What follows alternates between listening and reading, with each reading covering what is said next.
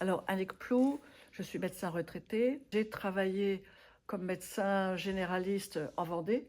Et puis, comme j'avais fait déjà la spécialité, je suis revenue sur Nantes et j'ai travaillé dans un centre de dialyse. En fait, on est le médecin de premier recours, c'est-à-dire qu'on est le premier intermédiaire par lequel le patient fait sa demande de soins. Dans la mesure où il y a moins de médecins, où ils sont souvent médecins généralistes plus âgés, c'est très difficile de travailler la journée quand on a été debout la nuit pour des gardes. Donc il y a beaucoup moins de gardes et donc ça veut dire que progressivement le métier de médecin généraliste a été moins pris en charge, si vous voulez, un peu des urgences et c'est passé aux urgences hospitalières. Que nous avons, c'est-à-dire la possibilité, quand on a besoin de soins, les soins simples, accès aux médecins généralistes, compte tenu des déserts médicaux, c'est un peu compliqué. Mais quand on a une maladie importante et une maladie grave, au niveau de l'hôpital, il y a une très bonne prise en charge et une excellente prise en charge. Les nouveaux traitements, comme par exemple les traitements pour les cancers des poumons, des choses comme ça, ont un coût très élevé, ce qui fait que ça explique aussi les difficultés de la sécurité sociale. C'est le fait qu'il y a des soins qui sont de plus en plus efficaces, mais de plus en plus coûteux. Si on regarde les gens pauvres et les gens riches, les statistiques, ceux qui sont d'un niveau de vie plus élevé ont des dépenses de santé plus importantes. Au départ, la sécurité sociale, c'est à partir des cotisations des gens qui travaillent.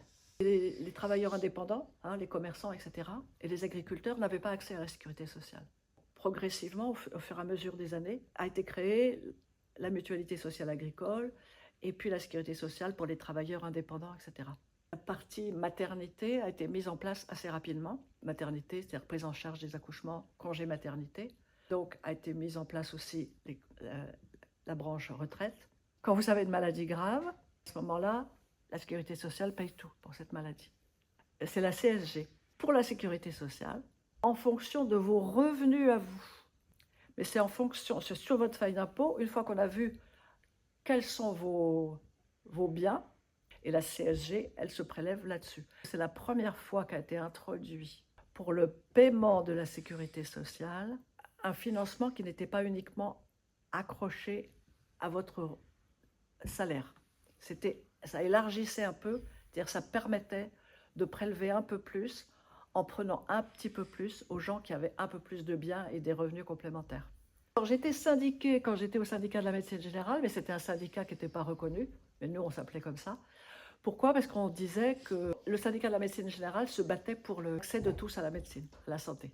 C'était le sens de notre démarche. Et ensuite, quand j'ai travaillé dans la dialyse, et à ce moment-là, je me suis syndiquée à la CFDT. À cause des conditions de travail, oui, moi je me souviens d'un homme qui avait 55 ans, qui travaillait dans la métallurgie. Quand j'étais en médecine générale, donc il habitait la campagne, mais il travaillait dans une usine en métallurgie. Je ne sais plus exactement si c'était un accident du travail ou un problème grave au niveau de son dos. Peut-être les deux en même temps, je ne me souviens plus trop. Ce que je sais, c'est qu'il a fallu qu'il s'arrête.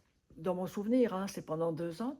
En fait, il n'a jamais pu reprendre son travail parce que quand il était dans le travail, il bossait, il n'en pouvait plus. Et oui, moi, je me souviens très bien de lui. C'était vraiment, il n'a pas pu reprendre le travail. Ce n'était pas possible. De toute façon, il avait eu cet accident parce qu'il n'en pouvait plus aussi. Les accidents surviennent sur une machine, par exemple, quand les gens sont trop fatigués. Ils font le geste qui fait que, hop, ils mettent la main là où il ne faut pas et tac, ils ont un accident. Mais il y a des travaux où c'est très, très dur. Les maçons, par exemple, les maçons à 55 ans, ils ont des problèmes d'épaule, ils ont des problèmes de dos. Je pense que la profession médicale s'est accrochée au financement, au paiement à l'acte. C'est-à-dire que ça permet au médecin de travailler un peu comme il veut. Il n'a pas d'horaire particulier, il peut travailler. Moi, les médecins de ma génération, il y en a qui travaillaient 70 heures par semaine. J'ai vu, c'est passé, mais en période de grippe, des médecins qui voyaient 100 personnes par jour. La sécurité sociale remboursait tout. La majorité de la profession médicale était favorable à cette médecine qui leur permettait d'être libres et de travailler un peu comme ils voulaient. Beaucoup se sont orientés plutôt vers des spécialités et moins vers la médecine générale. L'amiante, c'est donc des fibrilles qui viennent dans les poumons et qui entraînent une réaction, le mésothéliome, suite à ces fibres qui sont respirées et qui vont dans les poumons, ça finit par devenir un cancer et donc ça donne la mort. Ça survient après quelques années. Les gens tombaient malades après avoir quitté le travail. Donc, le médecin du travail ne les voyait pas malades. Les gens qui travaillaient dans les chantiers navals, etc., qui en voyant le nombre de leurs copains ou de gens après la retraite qui tombaient malades, et avec cette même maladie, qui ont commencé à faire remonter ça. Et la sécurité sociale, alors c'est quelque chose, oui, moi quand j'étais médecin généraliste, à l'époque, la sécurité sociale, c'était banal, hein, c'était banal. Maintenant, on sait que c'est un peu... Et j'avais des patients qui me disaient « Ah, il y a la sécurité sociale, j'en ai marre parce qu'il fallait remplir des papiers, etc. » Et moi, je me disais oh, « Ils sont en colère contre la sécurité sociale, mais c'est tellement bien, la sécurité sociale. » Ça me faisait drôle. Ben, merci beaucoup. Ouais, Merci beaucoup pour cette écoutez, interview.